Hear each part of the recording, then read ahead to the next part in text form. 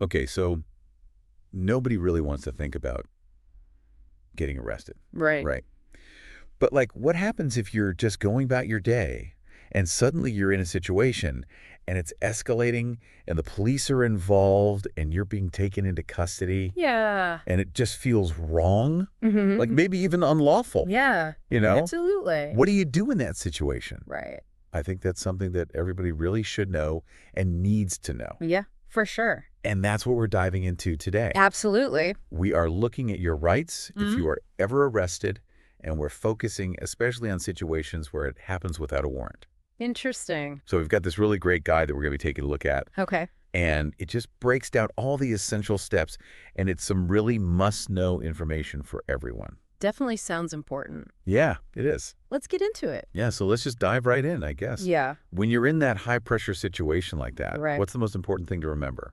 Well, the absolute most important thing is to just stay calm. It's easy to get flustered and upset, especially when you feel like you're being treated unjustly. Yeah? But keeping a level head is going to be your best asset in that situation. Okay, so the guide that we have, it actually mentions 3 core rights: Mm-hmm. remaining silent, Right. having an attorney, Yep. and protection from unreasonable searches. Yeah. But I think, like, it's one thing to say remain silent. Yeah. But, like, what does that actually look like when you're in that moment and things are really intense? Right. It's definitely harder to actually do than just to say it. Yeah. When tensions are high, it's kind of human nature to want to explain yourself, Yeah. defend yourself, argue your innocence. But the reality is anything you say can and probably will be used against you later. Yeah. It can be twisted and taken out of context. Yep. So in that moment, honestly, the best thing you can do is to just calmly and clearly state that you're exercising your right to remain silent and that you want to speak to an attorney. Oh, wow. Okay, so it's almost like just like a default. Yeah. Because I could definitely see how you would want to be like, no, but wait. Yeah. But that's not the thing to do. Not the thing to do. Just shut it down Exactly. and call your lawyer. Yep. That's your best bet. Okay, so you mentioned the attorney part there. Mm-hmm. Does that, like, only kick in once we're formally charged? Or, like, how does that work? Well, actually, no. The right to legal representation, it begins the moment you're arrested. Oh, wow. So it's not something you have to earn or wait for. Okay. You can and should invoke this right away, And how do you do that? just by clearly stating, I want a lawyer. Okay. And another really important point here is that if you can't afford a lawyer, the court has to provide one for you. Oh, wow. Okay. So the system's supposed to make sure that everyone has access to legal defense, no matter what their financial situation is.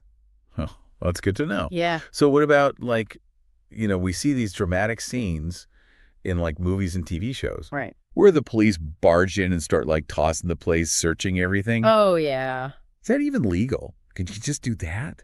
Well, that brings us to that third core, right? We talked about protection from unreasonable searches and seizures. Yeah. So unless the police have a warrant, which has to be signed by a judge, Okay. or you give them permission, they can't legally search you or your belongings. So even if they're like, oh, we're suspicious, we think something's going on here, they can't just start, like, going through my stuff. No, not without a warrant or your consent. Okay, so there's a line there. There is. They have to follow. Now, of course, there are some exceptions to that rule, like if they have a really good reason to think that evidence is being destroyed right then, or there's Sure. like an immediate threat to someone's safety.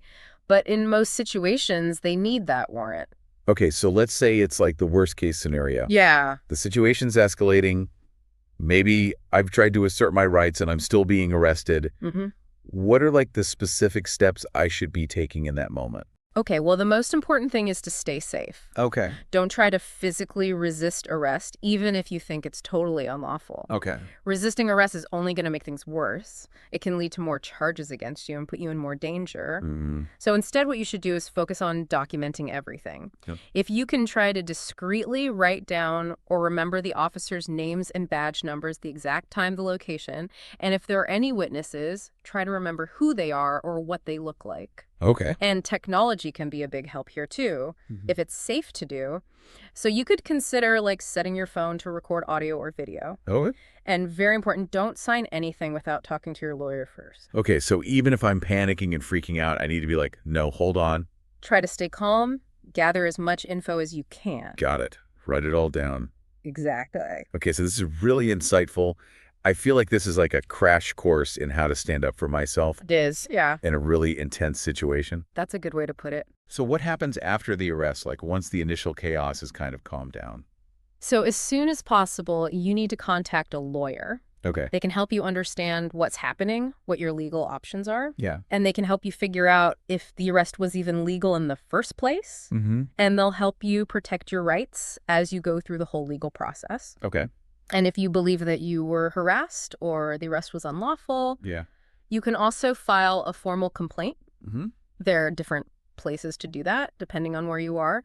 But it could be with the police department's internal affairs division Okay. or a citizen review board. Okay. So those are some things to keep in mind. Yeah, so it seems like having legal counsel is like just essential Yeah, absolutely. throughout this whole process. Yeah. You know, the guide keeps mentioning Miranda rights. Right. And to be honest with you, it always kind of seemed like just a movie trope to me. Yeah, it's one of those things you hear all the time. Yeah. But you might not really understand. Exactly. So can you just break those down? Like, what are they really all about? Sure. So the Miranda warning, or Miranda rights, is something the police have to read to you when you're arrested. Okay. And it has to happen before they start asking you any questions. Okay. It's basically a reminder of those key protections that we've been talking about. Yeah. The right to remain silent and the right to have a lawyer with you when they're questioning you. Mm-hmm. And the whole point of it is to make sure that you understand these rights. Okay. And that anything you say to the police, you're saying it voluntarily and knowingly. Okay. So it's not just like a formality that they just like speed through like we see in those TV shows. No, it's actually really important. It's an important safeguard. Exactly. It's there to help make sure the process is fair. Mm-hmm. And just to touch on this one more time, Yeah. remember, an arrest without a warrant, it's only legal in very specific situations. Like if the officer has a really solid reason to believe that you committed a crime or you're about to commit one. Okay. So that probable cause thing. Right, exactly. Well, this has been a really, really eye-opening deep dive.